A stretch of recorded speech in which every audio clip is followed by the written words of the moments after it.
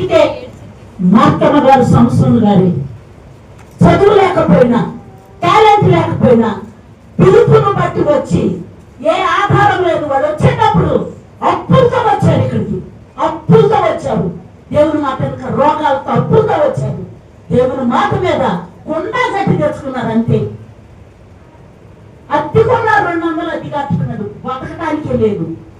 ఎవరి మీద విశ్వాసం? మనుషుల మీద. ఇలా అనేకమైన వనరులు ఉన్నా సరే అడుక్కునే బ్రతుకులైపోతున్నాయి జనానికి. విశ్వాసం లోపించి దేవుని పాదాలు పట్టుకున్నారు. ఈరోజు ఎక్కడి నుంచి వచ్చారు వీళ్ళంతా? ఆ కన్నీటిలో నుంచి, ఆ మోకాళ్ళ అనుభవంలో నుంచి కడుపు మారుతున్నా బిడ్డనైనా నాకు కూడా అమ్మా ఈరోజు వండుకోలేదు అని చెప్పుకోవాలి.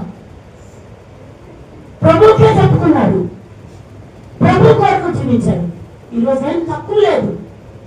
ఈరోజు ఒకవేళ ఆ పరిచర్య అంతా కూడా ఎక్కడున్నా ఆయన ద్వారం దగ్గర ఉన్నాడు తండ్రి.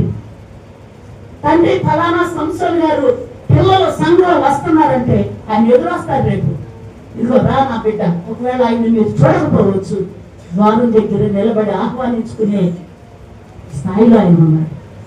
నా పిల్ల సహోదరి ఏమనుకుంటున్నారు? శ్రమ అంటే చావు, చావడానికైనా సిద్ధపడు. ఈ లోకపు బ్రతుకు ఎంతో కాలం కాదు. ఈరోజు 70-80 ఏళ్ళు కూడా బ్రతుకుతామని లేదు.